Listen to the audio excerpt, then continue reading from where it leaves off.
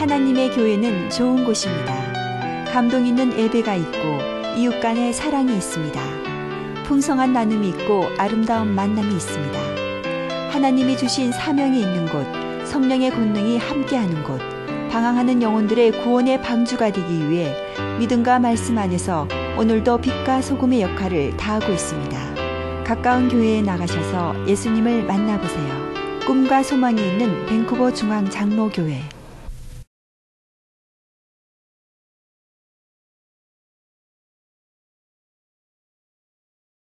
다윗은 많은 고난을 겪은 사람이었습니다.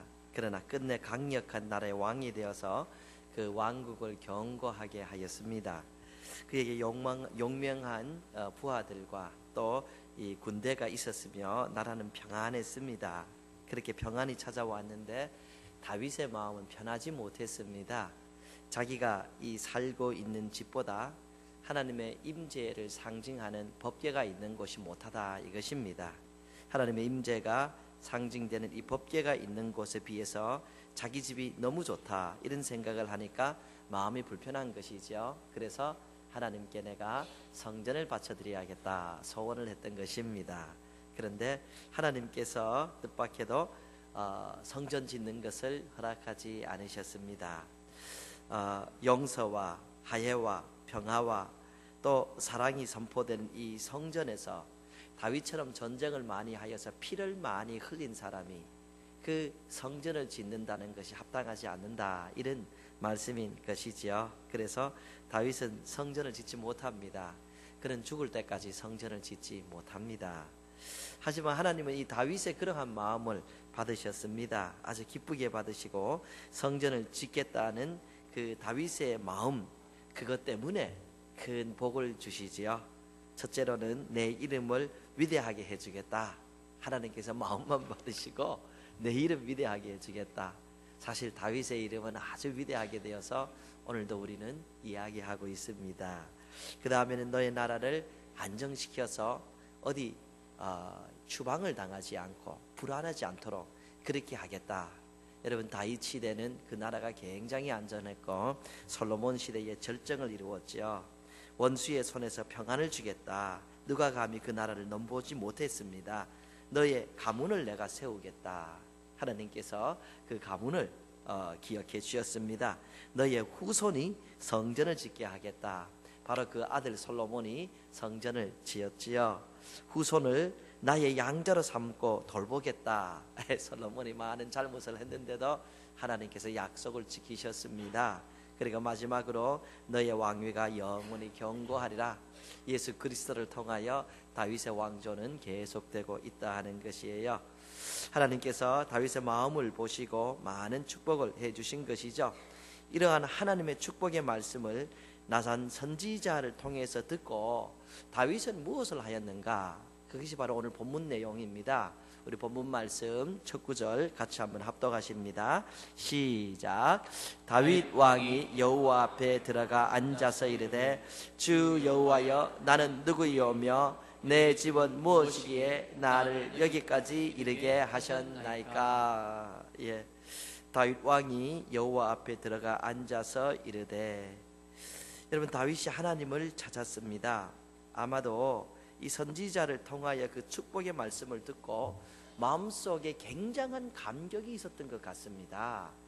다윗은 그 말씀 그대로 믿었지요. 그 말씀을 믿지 않았으면은 그런가 보다 넘어갔는데 이 선지자를 통하여 말씀이 떨어지니까 저것이 정말로 우리 가문에 이루어지는구나 그런 생각을 하게 되니까 마음에 엄청난 감격이 생긴 겁니다. 하나님께서 내게 이렇게 큰 복을 주시네 하고 그 감격을 가지고 다윗은 무엇을 했는가? 여러분 같으면 어떻게 하실 것 같습니까? 여러분은 마음속에 북받치는 엄청난 은혜의 감격이 있을 때에 사랑하는 아내에게 연락하지 않습니까? 아니면 남편에게 연락하지 않습니까?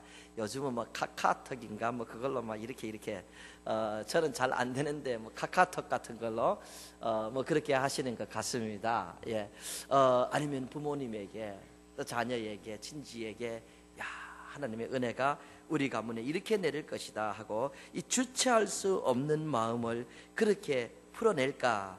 그것도 사실 좋은 것 아닌가 그런 생각을 합니다. 가족에게 알리는 거 이거 귀중한 것이죠. 근데 다윗을 보면은 그 감격을 가지고 먼저는 하나님을 찾습니다. 그리고 마음에 있는 대로 하나님 앞에 감격과 고백의 기도를 올려드리는 장면을 볼 수가 있습니다. 저는 우리 교회에 어떤 성도님들을 참 마음에서 정말 존경하고 있습니다. 예, 참으로 하나님을 경외하십니다. 며칠씩 여행을 다녀오시면은 특별한 일이 없으면은 교회에 오셔서 기도를 하시고 집에 가십니다. 그리고 여행 다녀오시면 또 제게 전화 주셔서 참 잘 다녀오셨습니다. 그런 말씀도 이렇게 해주십니다. 얼마나 좋아 보이는지 모릅니다. 우리 성도님들도 그렇게 하시지 않으십니까? 멀리 가게 되면은 가서 기회가 되는 대로 먼저 호텔방에 앉아서 여기까지 인도해 주신 하나님께 감사합니다. 이곳에서도 아름다운 이 사물을 볼 수 있도록 인도해 주시옵소서. 여러분 기도하시지 않습니까? 그리고 집에 오시면은 어디 저기 다니는 것보다도 먼저 가족들과 함께 무사한 여행을 마치게 해주셔서 감사합니다 하고 하나님께 기도를 드리지 않으십니까? 그뿐입니다. 그뿐입니까? 가정에 경사가 나면은 하나님께 정성스럽게 예물을 준비하여서 하나님 감사합니다 하고 진실된 마음을 그 헌금에 담아서 하나님께 올려드리지 않습니까? 여러분 다윗의 생활이 그랬다 하는 것이에요. 감격이 있고 좋은 일이 있으니까 먼저 하나님을 찾아가서 그렇게 그 감격을 아래는 그런 모습을 볼 수 있습니다. 우리 다윗의 기도의 내용을 조금 더 가까이서 살펴봅니다. 나는 누구이오며 내 집은 무엇이기에 나를 여기까지 이르게 하셨나이까? Who am I? And what is my family that you have brought me this far? 내가 누굽니까? Who am I? 제가 누구이오건데 누구이온데 지금까지 저를 이렇게 인도해 주셨고 제가 누군데 이렇게 큰 왕국의 왕이 되게 하여 주셨습니까? 하나님, 저는 어려서 아버지의 인정을 받지 못했습니다. 형제들도 저를 인정하지 못하고 늘 저를 교만되다고 꾸짖기만 했습니다. 저는 시골에서 양을 치는 이 시골티 나는 그런 소년이었습니다. 양치기 소년 말이에요. 그런데 어떻게 저 같은 사람이 오늘 이렇게 왕이 되고 어떻게 저 같은 사람을 이렇게 인도하여 주셨습니까? 다윗은 이렇게 하나님 앞에서 겸손하게 기도를 하고 감사의 기도를 시작하는 것이지요. 여러분 그런데 사실은 다윗이 교만하고자 싶으면은 교만할 수 있는 충분한 조건을 가진 사람입니다. 그는 아주 용명한 전사였습니다. 그래서 전투에 참여하면 백전백승입니다. 다윗이 전투에서 실패했다는 것을 읽어보지 못했습니다. 수없이 많은 전투에 나가서 승리 연승을 하는 그런 왕이었고 그런 이 전사였고 또 그는 아직 소년이었을 때에 아무도 대항하기를 두려워하는 골리앗이라는 이 거인과 결투하여서 승리한 사람입니다. 여러분 사실 골리앗 하나만 때려 눕힌 것 가지고도 평생 내가 이런 사람이라고 자랑할 수가 있는 그런 위치이지요. 제가 이 간혹 가다가 남성들을 보면은 군대 가서 뭐 조그만 일 했는 거, 뭐 포병했는 거, 뭐 그거 뭐 한 번 자랑하면 되는데 다음에 또 재미있게 얘기하는 거 보면 또 자랑하시고 또 자랑하시고 뭐 한 번 그런 것 얘기가 많습니다. 평생 뺏겨 드실 것 같아요. 제가 이 원로 목사님을 이렇게 한 6년 생겼는데 그 목사님은 6.25 때 육박절을 하셨던 것 같아요. 1년에 서너 번은 육박절 한 얘기 하십니다. 설교하실 때에 자주 하시니까 성도들이 또 육박절 얘기 나오는 거구나 이렇게 알고 있습니다. 이 잘한 거 하나만 가지고도 평생 이렇게 우리가 나는 전에 이런 사람이다 이렇게 할 수가 있죠. 예, 다윗은 정말로 큰 일을 많이 한 사람이에요. 거기에다가 그는 훌륭한 문학 소년이었습니다. 시편의 많은 부분이 그분의 시입니다. 여호와는 나의 목자시니 내가 부족함이 없으리로다. 그가 나를 푸른 풀밭에 누이시고 쉴만한 물가로 인도하시는도다. 만인이 사랑하는 이 귀중한 시의 주인공이 바로 이 다윗이 아닙니까? 예, 얼마나 잘 썼는지 몰라요. 그뿐입니까? 여러분 성경을 보면은 나중에 솔로몬이 성전을 짓게 되는데 그 성전 설계도를 다윗이 줍니다. 성전 설계도를. 그러니까 이 다윗은 이 건축에 있어서 일가견이 있었구나 하는 것을 알 수가 있습니다. 이 공부를 하면서 이분은 정말로 양치기 하다가 맨날 전쟁만 쫓아다녔는데 어디서 시간이 있어가지고 이런 공부도 하셨는가. 아주 놀랍고 뛰어난 인물입니다. 예? 거기다가 지금 이 기도를 하는 이때에는 다윗은 지금 엄청난 왕국의 왕이 된 상황이지요. 결코 빠지지 않는 모든 것을 갖추었는데 하나님 앞에 나아가서는 하나님, 저같이 아무것도 아닌 사람을 지금까지 인도해 주셨습니다. 하나님, 제가 뭔데 저를 이렇게 왕으로 삼으시고 도와주셨습니까? 겸손의 고백을 하지요. 그 고백의 후반 부분은 내 집은 무엇이기에 나를 여기까지 이르게 하셨습니까? What is my family? 내 집이 뭔데? 우리 가족이 뭔데? 이렇게 알아주십니까? 이렇게 합니다. 사실 다윗의 가문도 그렇게 못난 가문이 아닙니다. 성경 속에 보아스라는 아주 훌륭한 사람이 나옵니다. 그 사람이 바로 다윗의 조상입니다. 보아스 한 사람만 가지고도 우리 집안이 이런데 할 수가 있는 충분한 조건이 됩니다. 그런데 다윗 또한 그 유명한 아브라함이요 이삭이요 야곱의 자손이 아닙니까? 내세우려 그러면은 집안 자랑도 충분히 할 수가 있는 것이죠. 그런데 하나님 앞에서는 가문 자랑하지 않습니다. 그저 하나님, 제가 누군데 저게 이렇게 은혜를 주십니까? 이렇게 하지요. 우리 잠언서 3장 34절 같이 읽어요. 시작. 진실로 그의 거만한 자를 비웃으시며 겸손한 자에게 은혜를 베푸시나니. 또 계속 읽읍시다. 시작. 하나님이 교만한 자를 물리치시고 겸손한 자에게 은혜를 주신다 하였느니라. 또 계속 읽읍시다. 시작. 하나님은 교만한 자를 대적하시되 겸손한 자들에게는 은혜를 주시느니라. 이런 성경 구절은 성경에서 더 많이 찾아볼 수 있습니다. 하나님은 거만하고 교만한 자를 비웃으시고 물리치시고 대적하신다고 합니다. 반대로 겸손한 자에게는 은혜를 주신다라고 말씀을 하십니다. 어떤 사람들은 자기 잘못으로 인해서 사람들 앞에서 자꾸 용서해 주세요, 제가 죄송합니다, 제가 잘못됐습니다, 이렇게 구하여야 되는, 용서를 구하여야 되는 그런 상황으로 자꾸 몰려갑니다. 사람들 앞에서 늘 부족하고 잘못했다, 내가 실수했다, 이런 환경에 자꾸 빠져서 머리를 푹 쓰이고 생활하는 거, 이거 결코 건강하다고 할 수가 없습니다. 여러분, 내가 그냥 그 사람을 봐주어서 그렇게 얘기하는 것하고 내가 실수를 했기 때문에, 반복된 실수 때문에 늘 사과해야 되는 건 다릅니다. 자꾸 그러시다 보면은 스스로의 자존감에 문제가 생길 수가 있습니다. 우울해집니다. 나 아무것도 아니다, 이런 생각이 들 수가 있죠. 하지만 하나님 앞에서는 우리는 언제나 낮아져야 됩니다. 겸손해야 됩니다. 하나님은 겸손한 자에게 은혜를 주시기 때문이지요. 성경 말씀 조금 더 읽어보실까요? 시작. 주 앞에서 낮추라, 그리하면 주께서 너희를 주시리라.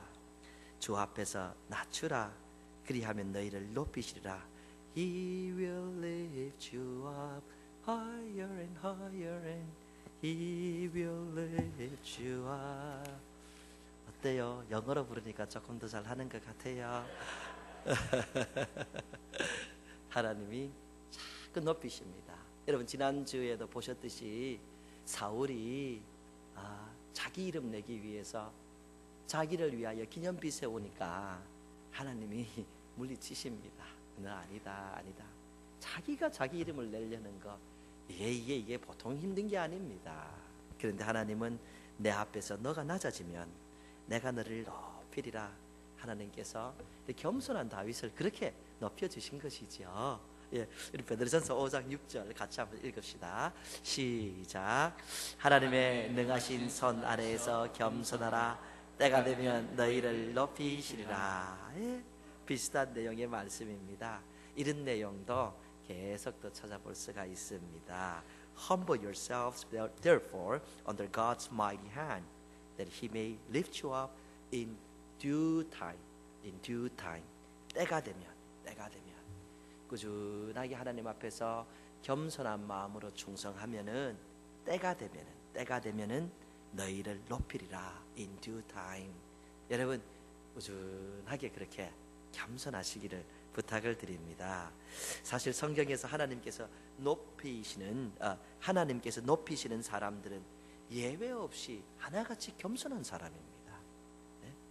여러분 사람들 앞에서는 막 당당하고 전쟁도 나가고 골리앗도 때려 눕히고 막 이렇게 하는데 하나님 앞에 딱 서면요, 하나님의 사람들은 예외 없이 엄청나게 겸손합니다. 하나님 앞에서 주의 은혜로 내가 되었다 이러지요. 여러분 창세기 18장 27절을 같이 봅니다. 시작. 아브라함이 말씀하여 가로되 티끌과 같은 나라도 감히 주께 고하나이다. 티끌과 같은 나라, 티끌과 dust, 먼지라는 거야. 재 같다는 거예요. 나라다는 먼지 같은 재가. 아브라함이 왜 먼지 같습니까? 그는 400여 명의 사병을 거느리는 엄청난 부자였습니다. 싸움도 잘하는 전사였지요. 전투에 나가면 승리하는 사람이었어요. 그런데 하나님 앞에 가면은 주여 저는 먼지 같은 사람입니다. 제가 감히 하나님께 기도를 올려드릴 수 있습니까? 우리는 그런 모습을 볼 수 있습니다. 여러분은 모세에 대해서 민수기에 이렇게 기록하고 있습니다. 우리 같이 한번 읽어볼까요? 시작. 모세는 아주 겸손한 사람이었습니다. 땅 위에서 그보다 겸손한 사람이 없었습니다. 저분보다도 겸손한 사람이 없을 정도로 하나님 앞에서 그렇게 했죠. 예, 바로 앞에서는 그냥 나일강을 바다로 변하게 하고, 예? 이 지팡이를 뱀으로 변하게 하고, 홍해에는 그 지팡이를 다 가르던 사람이 하나님 앞에서는 엎드려서 40주야를 보내는 아주 겸손한 모습을 우리는 반복해서 볼 수가 있습니다. 여러분 이스라엘의 초대 왕이 사울인 걸 우리 잘 압니다. 그거 아십니까? 사울이 처음 왕이 되었을 때 얼마나 겸손했는지 몰라요. 사울은 아주 겸손한 사람이었습니다. 성경이 이렇게 기록하고 있죠. 같이 한번 읽어봅니다. 시작. 사울이 대답하여 가로되 나는 이스라엘 지파의 가장 작은 지파 베냐민 사람이 아니오며 나의 가족은 베냐민 지파 모든 가족 중에 가장 미약하지 아니하니까 당신이 어찌하여 내게 이같이 말씀하시나이까. 예, 이 사무엘이 왕을 삼아야겠다. 당신이 왕이 될 것이다. 이런 내용의 말을 하니까 아유 우리 가족, 우리 가문, 나 정말 별것 아닌데 어떻게 제게 그런 말씀을 하십니까? 사울은 처음에 굉장히 훌륭한 사람이었습니다. 아주 겸손한 사람이었습니다. 그런데 이 전투를 나가서 자꾸 이기고 왕으로서 사람들이 자꾸 높여주다 보니까 자기도 모르게 스스로 내가 더 높아져야겠다 이렇게 교만이 들어가고 그래서 실패하게 되었죠. 뭐 그런 분들 간혹가다 계시잖아요. 평시에는 굉장히 이 예의도 밝고 겸손하고 내가 얘기하면 말도 잘 들어줬는데 어느 날 복권 비슷한 거 돼가지고 돈이 생겼어요. 한국의 땅이 갑자기 그냥 올라가 버렸습니다. 목에 꼭 기부수한 사람처럼 목에 갖고 안녕하세요. 말도 잘 안 하고 나 모른 체 하려는 그런 사람들. 여러분 인품을 망쳤어요.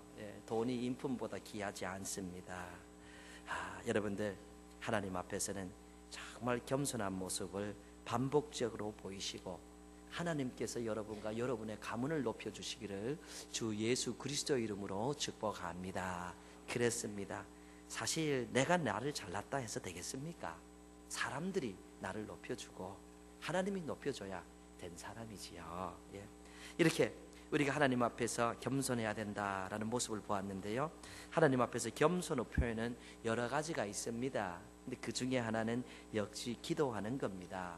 왜 그런가? 이 기도란 하나님의 도움을 구하는 겁니다. 겸손하지 못한 사람, 그래서 나는 내 힘으로 내 능력으로 모든 것을 할 수 있습니다. 내 힘으로 다 할 수 있는데 기도를 왜 합니까? 기도는 하나님, 제가 하나님이 필요합니다. 제 힘으로는 잘 안 되네요. 하나님 저를 도와주시옵소서. 이런 분들이 기도를 하는 것이죠. 그렇지 않고 그저 내 생각에 다 할 수 있다 이런 생각을 하고 하나님 앞에서도 겸손하지 못하면은 기도를 해도 들어보면 자기 자랑만 합니다. 그 예가 바로 성경에 있죠. 우리 같이 한번 읽어보실까요? 시작. 바리새인은 서서 자신에 대하여 이렇게 기도하였다. 하나님, 제가 다른 사람들처럼 착지 않은 자나 불의한 자나 간음하는 자가 아니고 이 세리와 같지 않은 것을 주께 감사드립니다. 저는 일주일에 2번씩 금식하고 제가 얻은 모든 것들의 11조를 드립니다. 무슨 기도가 이런 것이 있습니까? 예. 하나님, 저는 저 옆에 있는 저 사람하고 다릅니다. 예. 하나님, 저는 정말 올바로 삽니다. 하나님, 저 11조도 하고 금식도 합니다. 무슨 기도가 이런 기도가 있어요? 예. 여러분, 금식하고 11조 하는 것이 잘못된 것 아니죠. 그런데 내가 그렇게 하기 때문에 내 옆에서 못하는 사람보다 내가 그래도 낫다. 하나님, 제가 좀 더 의롭지 않습니까? 이건 문제라는 말씀이에요. 안타까운 것이죠. 예수님을 믿는 사람들은 신앙의 고백으로서 내가 하나님의 사람입니다 하는 신앙 고백으로서 소득의 10%를 하나님께 늘 바칩니다. 또한 때로 금식도 합니다. 정말 그런데 그것 때문에 하나님 앞에서 교만해야 된다면 너무 안타까운 겁니다. 오히려 그렇게 하기 때문에 더 겸손한 마음이 필요하지 않을까 생각을 하지요. 겸손한 사람은 진실된 마음으로 하나님께 나아가서 도움을 구합니다. 하나님, 저를 도와주시옵소서. 제게 힘을 주시옵소서. 내 능력으로 다 할 수 있다는 그런 기도가 아니라 내 능력으로 잘 안 되니 하나님 도와주시옵소서. 이렇게 겸손한 마음으로 하나님께 기도를 드립니다. 오늘 본문 말씀은 축복을 하시겠다는 하나님의 축복의 말씀을 들은 후 다윗이 하나님 앞에 나아가서 기도를 드리는 장면입니다. 이 기도문의 마지막 내용이 이렇습니다. 오늘 본문 말씀의 마지막 기도문, 이 기도문의 마지막 내용인데요. 이 다윗이 기도를 어떻게 끝내는지 우리 같이 한번 읽어보십시다. 시작. 주 여호와여, 오직 주는 하나님이시며 주의 말씀들이 참되시니이다. 주께서 이 좋은 것을 주의 종에게 말씀하셨사오니 이제 청하건대 종의 집에 복을 주사 주 앞에 영원히 있게 하옵소서. 주 여호와께서 말씀하셨사오니 주의 종의 집이 영원히 복을 받게 하옵소서 하니라. 하나님께서 이미 너에게 이런 복을 주신다 하고 말씀을 하셨습니다. 그런데 다윗은 하나님께 나아가서 주님이 약속하신 대로 주의 종의 집이 영원히 복을 받게 하옵소서 하고 기도를 드립니다. 여러분, 이 다윗이 믿음이 없어서 기도드리는 것이 아니에요. 사실 그 역대상 17장에 보면 같은 내용인데 거기는 제가 영원히 복을 누리리이다 하고 신앙을 고백합니다. 어쨌든 다윗은 이곳에서 이 기도 형식으로 아뢰는데요. 주여 주여 복을 받게 하옵소서 이렇게 합니다. 믿음이 없어서 그런 것이 아니라 다윗은요, 성경의 많은 사람들처럼 하나님께서 계획하셨던 것이라도 기도하지 않으면은 늦춰주고 안 된다는 것을 알았던 사람입니다. 몇 번이나 설교를 드렸는데요, 하나님은 우리 모두에게 좋은 이 뜻이 있습니다. 선하신 계획을 다 있으신데 그것이 기도하지 않을 때에 미루어지고 이루어지지 않는다. 이 성경 내용이에요. 다윗은 그러한 하나님을 알았기 때문에 가서 겸손하게 하나님 약속하신 대로 제게 복을 주시옵소서 하고 하나님 앞에 아뢰는 모습을 볼 수가 있습니다. 사랑하는 성도님들, 늘 기도에 힘쓰시기를 부탁을 드립니다. 힘들게 생각하지 마십시오. 새벽 기도는 장로님들 같이 훌륭한 분들만 나가신다, 그런 말씀을 하시는 초신자를 제가 경험을 해서 그렇습니다.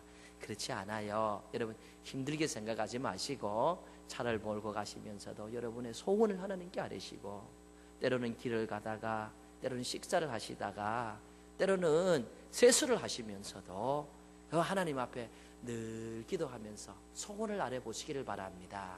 하나님은 여러분의 기도대로 여러분을 선히 인도하여 주실 것을 확신합니다. 기도하시기를 바랍니다. 두 번째, 다윗은 겸손했을 뿐만 아니라 하나님의 은혜를 안 사람입니다. 하나님의 은혜를 안 사람입니다. 오늘 읽었던 말씀을 다시 한번 읽습니다. 시작. 다윗 왕이 여호와 앞에 들어가 앉아서 이르되 주 여호와여, 나는 누구이오며 내 집은 무엇이기에 나를 여기까지 이르게 하셨나이까? 나를 여기까지 이르게 하셨나이까? 하나님께서 여기까지 이르게 했다라고 고백을 하고 있습니다. 내가 골리앗 때려 눕히고 내가 수많은 전투에 참여하고 사람들에게 인기를 끌어서 내가 이렇게 왕이 되었습니다. 그래서 나는 저 사람보다 낫습니다. 이 정도의 기도가 아닙니다. 이 모든 것을 했지만 다윗이 하는 말이, 하나님께서 저를 여기까지 이르게 하였습니다. 자기가 왕이 되도록 하나님께서 도우셔서 왕이 되었다라는 것이죠. 여러분, 말씀드렸듯이 이 다윗이 왕이 되기까지 엄청난 고난이 있었습니다. 골리앗도 눕히고 전쟁도 하고 도망도 다니고 아주 이 좋은 이 계략도 짜내고, 그런데 다윗은 이 모든 것이 하나님의 은혜입니다. 저해져된 것, 지금 왕이 된 것, 하나님의 은혜 아닌가요? 왜 이렇게 해주셨습니까? 이렇게 하죠. 여러분, 비슷한 내용을 우리는 바울 사도의 고백에서 찾아볼 수가 있습니다. 같이 한번 읽어보실까요? 시작. 그러나 내가 나된 것은 하나님의 은혜로 된 것이니 내가 모든 사도보다 더 많이 수고하였으나 내가 한 것이 아니요 오직 나와 함께 하신 하나님의 은혜로다.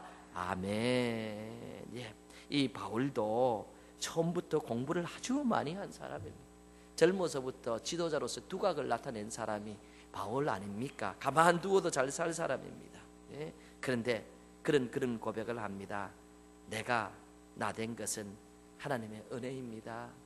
그래서 나는 다른 사람들보다 더 많은 수고를 하고 있습니다. 그런데 이 수고하는 수고 자체도 하나님의 은혜입니다. 이렇게 고백하는 모습을 볼 수가 있습니다. 그래서 성도들, 이 믿는 성도들은 이런 마음을 가져야 된다고 성경은 가르쳐주고 있습니다. 베드로전서를 한번 보실까요? 같이 한번 합독하십니다. 시작. 만일 누가 말라리면 하나님의 말씀을 하는 것 같이 하고 누가 봉사하려면 하나님이 공급하시는 힘으로 하는 것 같이 하라.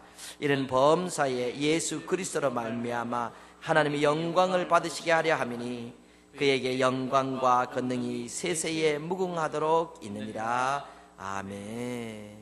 말을 하면은 하나님이 도와주셔서 하나님의 말을 하는 것 같이 하고, 봉사하면 하나님께서 공급하시는 힘으로 하는 것 같이 해서 하나님께 영광을 돌리라. 여러분도 바보가 아니고 저도 바보가 아닙니다. 기도하지 않고 여행 간다고 해서 언제나 문제 생기는 것 아니고, 여러분 사업한다고 해서 언제나 망하는 것도 아닙니다. 믿지 않는 사람들처럼 한다고 해서 뭐가 언제나 잘못되는 것도 아닙니다. 그러나 믿는 사람의 기본적인 자세는 하나님 앞에서 저는 하나님 때문에 이렇게 삽니다. 하나님이 은혜 주셔서 제가 이렇게 갑니다. 이것이 하나님 앞에 겸손한 자세고 하나님이 기뻐하시는 자세다라고 성경이 가르쳐주고 있는 것이죠. 여러분, 은혜를 은혜로 아는 것이 귀중합니다. 오늘 은혜를 모르는 사람이 간혹 있죠. 도와주어도 고마운 줄 모르는 사람들이 있습니다. 참 안타깝습니다. 때로는 부모의 은혜를 모르는 사람도 있습니다. 자기 힘대로 자기 능력으로 컸다고 생각합니다. 그래서 엄마가 내게 해준 게 뭐가 있어? 아빠가 내게 해준 게 뭐가 있어? 뭐 이렇게 하면서 대항합니다. 그리고 나이가 들고 힘이 없다고 부모를 막 무시하고 그럽니다. 여러분, 하나님이 기뻐하지 않습니다. 이놈 하십니다. 정말 이놈 봐라 이렇게 하십니다. 참으로 안타깝습니다. 스승의 은혜를 모르는 사람도 간혹 있습니다. 이 얼마나 안타깝습니까? 신문을 보면은 가끔 한국에서 선생님들의 권위가 다 떨어져 가는 것을 이렇게 읽을 수가 있습니다. 이것은 결코 건강한 모습이 아닙니다. 안타까운 모습입니다. 은혜를 모르는 사람은 여러분 감사를 모릅니다. 감사를 모르는 사람은 원망하고 불평합니다. 원망하고 불평하면 스스로가 행복하지 못합니다. 그리고 도와주던 사람도 이제 안 도와주려고 하는 것이지요. 아내에게 고마운 걸 모르는 남편들이 있지요. 아내가 집에서 그렇게 아이들 길러주는 것만 해도 얼마나 감사합니까? 남자들은 사실 여성 없으면 아무것도 아니잖아요. 맨날 큰 소리만 치지. 예? 한 달만 비면은 뭐 전부 다 냄새 비슷한 거 나고 좀 그렇잖아요. 감사한 줄 알아야지. 예? 남편의 은혜를 몰라요. 남편이 그래도 있으니까 좋죠. 병든 남편이라도 집에 있는 것이 없는 것보다 얼마나 좋은지 모릅니다. 감사할 줄 알아야지요. 자녀가 있는 것도 고맙고 부모님 있는 것도 고맙고. 여러분 사실 우리에게 감사할 것이 많이 있어요. 하나님께서 이 귀한 교회, 우리 교회 얼마나 좋은 교회입니까? 이런 교회에서 신앙생활하고 이런 좋은 성도들하고 함께 예배드리는 것, 이것이 큰 은혜입니다. 큰 은혜입니다. 여러분들 오늘 교회 나오셨잖아요. 이게 얼마나 감사한지 모릅니다. 그래도 건강이 있어서 여러분 힘으로 교회 나와서 예배드리는 것 큰 은혜입니다. 지난 2주 동안에 천국 한송 예배를 2번 드렸는데 죽음이라는 것이 있잖아요. 목회자가 되다 보니까 간혹 가다가 참 이렇게 끝까지 좀 편찮으시다 가시는 분을 보게 돼요. 눈을 뜨고 가시고 입을 벌리고 가시는데 그분들이 정말 한이 맺혀서 눈 뜨고 입 벌리고 가시는 거 아니에요. 어느 정도 가면은요, 이 눈 감을 힘이 없어서 그렇게 눈을 못 감으시고, 여러분 턱에 힘이 없으니까 입이 벌어지는 거예요. 그래서 모르고 이렇게 운전하면서 버스 타고 가다가 잠자는데 이렇게 깨보면 입 벌리고 잡는 걸 자기가 알 수가 있잖아요. 그 턱에 힘이 쑥 빠져서 그런 거예요. 웃으시는 분들 전부 다 그러시니까 하고 주무셨죠? 힘이 없어서 그런 거예요. 예? 그래서 여러분 사실 이 교회까지 이렇게 거동하셔서 오셔서 예배 드린다는 게 이거 엄청난 에너지가 소비된 겁니다. 이런 힘이 있을 때 이걸 사용하여서 예배 드릴 수 있는 이 은혜가 얼마나 큰지 모릅니다. 그 은혜를 알 때에 감사가 있고, 감사가 있을 때에 행복이 있고, 그 사람 삶이 다 잘 되는 것이지요. 저는 어떤 장로님을 알고 있습니다. 참으로 귀한 분입니다. 예, 캐나다 오셔서 세탁기를 하셨습니다. 예, 아마도 영어를 못 하셔서 그런 일을 그 일을 하셨던 것 같습니다. 미국에서 보면은 돈 있고 헌금 많이 하는 분들은 다 세탁소 하시는 분들입니다. 네, 그렇습니다. 캐나다는 어쩐지 잘 모르겠는데요. 예, 예, 한국에서는 안 해보시는 일을 아마 영어가 짧아서 하신 것 같은데요.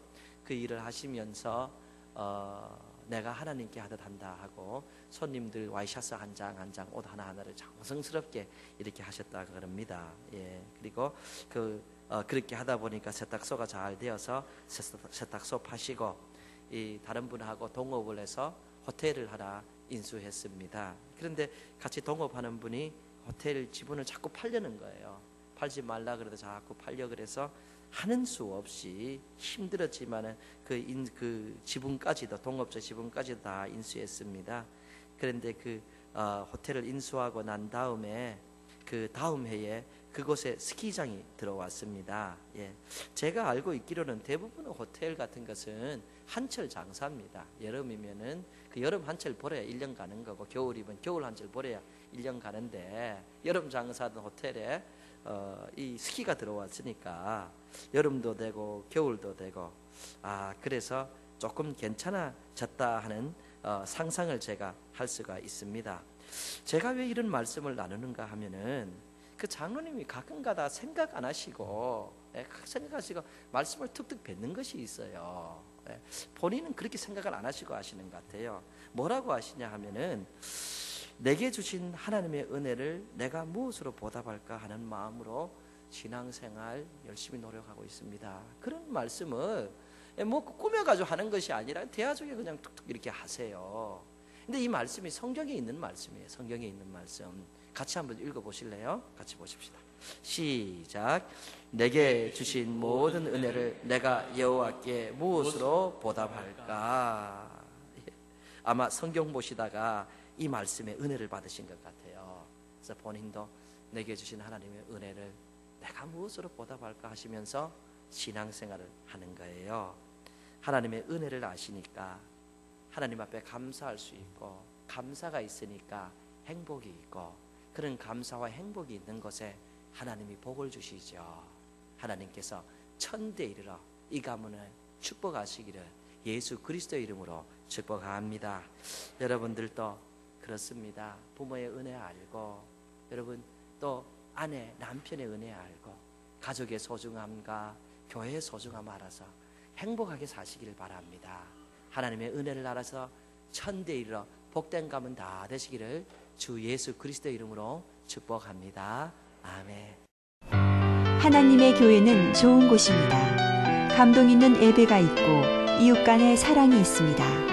풍성한 나눔이 있고 아름다운 만남이 있습니다. 하나님이 주신 사명이 있는 곳, 성령의 권능이 함께하는 곳, 방황하는 영혼들의 구원의 방주가 되기 위해 믿음과 말씀 안에서 오늘도 빛과 소금의 역할을 다하고 있습니다. 가까운 교회에 나가셔서 예수님을 만나보세요. 꿈과 소망이 있는 밴쿠버 중앙 장로교회.